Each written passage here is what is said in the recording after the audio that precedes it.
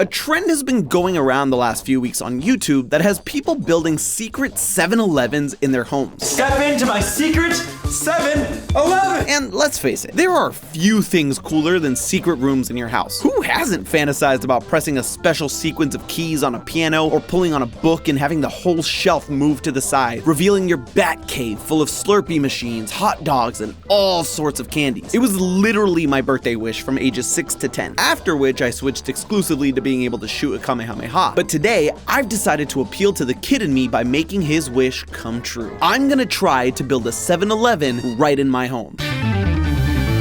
Hello, Internet! Welcome to Food Theory, your one-stop shop for convenient conspiracies, theories, and everything in between. And today, I'm putting down my pans in the kitchen to build a convenience store in my house. I'm sure this will go over super well with the wife. But in case you're a little lost and don't know why I've decided to suddenly embark on this adventure, people have been constructing secret rooms in their houses and dressing them up like 7-Elevens. And they've been getting wild with where they're building these in-house convenience stores. Under their beds, behind paintings, in their pantries, you name it, they built it there. Someone even pulled a reverse Uno card and built a secret room in a 7-Eleven. All these rooms come complete with snacks, signage, fridges, even slushy machines. There's normally some arbitrary reason behind it, like, I have to hide this from my brother / girlfriend / roommate. The slashes are not meant to imply they're the same person, but obviously these aren't fully functioning convenience stores these people are opening up in their houses. It's just decorations and buying an inordinate amount of Snickers. But if I'm gonna do this, I'm gonna do this right. I need to know if I can actually set up a real 7-Eleven in the comfort of my own home. No cutting corners here. We're doing this legit. We're talking permits. We're talking licenses. I'm gonna be a mogul, baby! For those of you who aren't aware of 7-Eleven, it is the world's largest convenience retailer. It's known for its double gulps and questionable hot foods in the US. It's not exactly the pinnacle of food quality here, but boy, does it hit a spot only it can. The name comes from it being open 24 hours a day. Wait. 7 hours a day, 11 days a week. No. 7 days a week, 11 weeks. No, that's not right either. Hold on.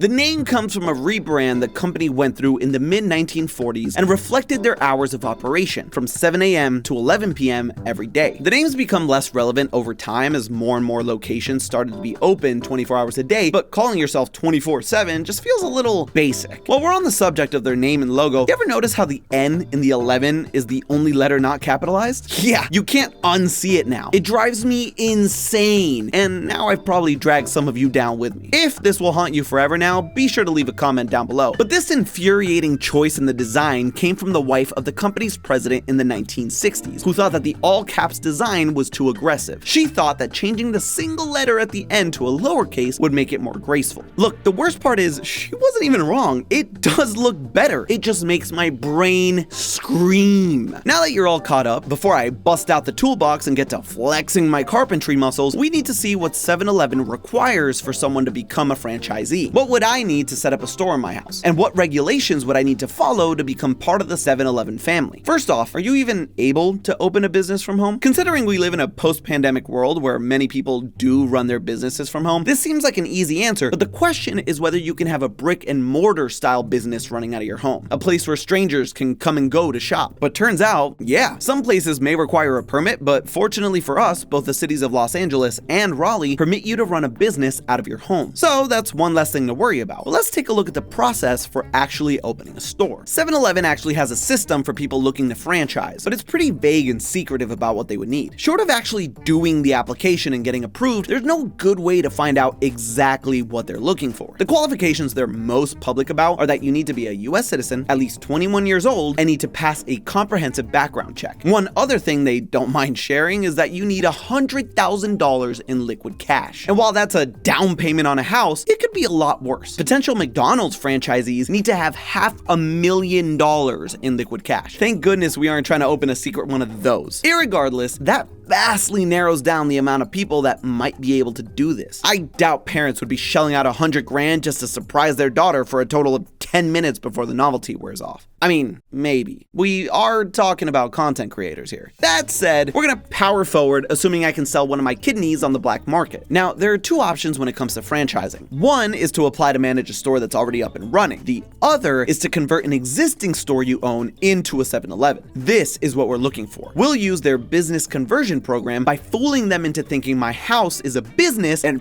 bam! 7-Eleven. They'll never see it coming. The first problem here is to convert an existing place, we have to have an existing place. So what do you need to set up a convenience store? First step is to get a business license. It's pretty easy and just requires submitting a form to the city in order to apply. Once approved, it's a 4 to 6 week process. Honestly, pretty painless. But considering the half-life of YouTube trends, it's about 4 weeks too long. But we will need to make sure we have the following licenses: a sales tax permit, a food handler license, and a health and safety license. A sales tax permit allows you to buy goods untaxed and then put tax on them for selling, so you don't double tax an item. You are legally allowed to buy goods from a store taxed and then sell them on again, but this way makes more sense for me, future convenience retail businessman. And as a good businessman, I need to have profits, quarterlies, margins, gross, assets. I know business terms. Moving on, you also need this in order to tax people for the foods and Slurpees you then sell them. It can vary from state to state, but for the most part, in order to do this, you have to submit an application to your state's Department of Revenue. It includes a lot of details, like your social security number, your business name, address, phone number, and the details about your business, like what it is, whether you'll be a cash business, what items you'll sell, when you plan to begin to operate, and the list goes on and gets more and more intricate. And that's just the first of the 3. Then there's the food handler license. This is all related to how the food in the place is stored. The videos of people making the secret 7-Elevens show mostly snacks, chips, and soft drinks, most of which are kept on a shelf, but some are stored in refrigerators. What does the FDA food code say about these items and how to store them? Well, none of these items are required to be refrigerated to be stored. Although people may prefer the taste of a cold drink, it's not a requirement for safety. This makes the food handling license process pretty easy. But some of these secret rooms on YouTube don't appear to have ventilation or air conditioning. The summer heat would most likely start to become a problem. Most food safety sites recommend the ideal temperature range for storing dry food to be between 50 and 59 degrees Fahrenheit. This prevents food overheating, spoiling, and swelling of canned goods. I should mention this is not room temperature, which is 59 to 86 degrees Fahrenheit. So once you take the foods out of storage, there is a ticking clock on them. Without proper ventilation or air conditioning, that's a lot of spoilage. So now suddenly we need 2 rooms for our secret convenience store: the area for the customers and the area to store the food while it's not on the shelves, both of which need to have proper ventilation. The final one, the health and safety license, deals with all sorts of safety issues, like is the location of the store safe for people to be in? There's a whole list of things, and by looking at the safety guidelines, we can check a few of them off. Like we covered with the food handler license, any occupied space must have some kind of ventilation, whether it be a door or vents. Neither of these are present in the YouTube videos, so that's a red flag. We can't have that. And while windows are a natural way to ventilate a space, they aren't actually required in a store. Light coming in from the window can heat the goods inside and spoil them, so building them like these creators without any form of connection to the outside world is actually an advantage. That must be why they're doing them in musty corners of their house. They're just concerned about food preservation. Another major part of these guidelines is making sure you have exit routes. Ever wonder why the main door of a place isn't the emergency exit? I always have. I mean, if I walk into a place that bursts into flames, why wouldn't I just walk back out the same door? Well, emergency exits have their own rules, like the fact that they can't also function as an entrance. They also need to have an exit route that is generally separated from other areas to provide a protected way of travel to the exit. Exit routes have certain height and width requirements. They need to be continuous and unobstructed paths from any point within the store to a place of safety. So to pass this, we need to ensure that if an emergency exit is required within our secret room, we can escape unobstructed. This is another hurdle most other secret rooms fall on, with their 7-Elevens hiding behind a hatch door, a door blocked by another door, or behind a vending machine. In an emergency, this could all block your way out of the premises. Not great when there's a fire. You wouldn't be able to get most of these approved at all. But if I, like a responsible businessman, were to construct my rooms with all these things in mind, then there's nothing stopping me from acquiring the licenses. There's nothing that says this can't be in your own home, so it looks like we're in the clear for now. But even with all this taken care of, there are some tricky requirements. For example, they require at least 1,400 square feet of space. Considering that's bigger than my entire apartment, that'll be hard. Luckily, a certain recently retired YouTuber I know has a basement in his house that might fit the bill.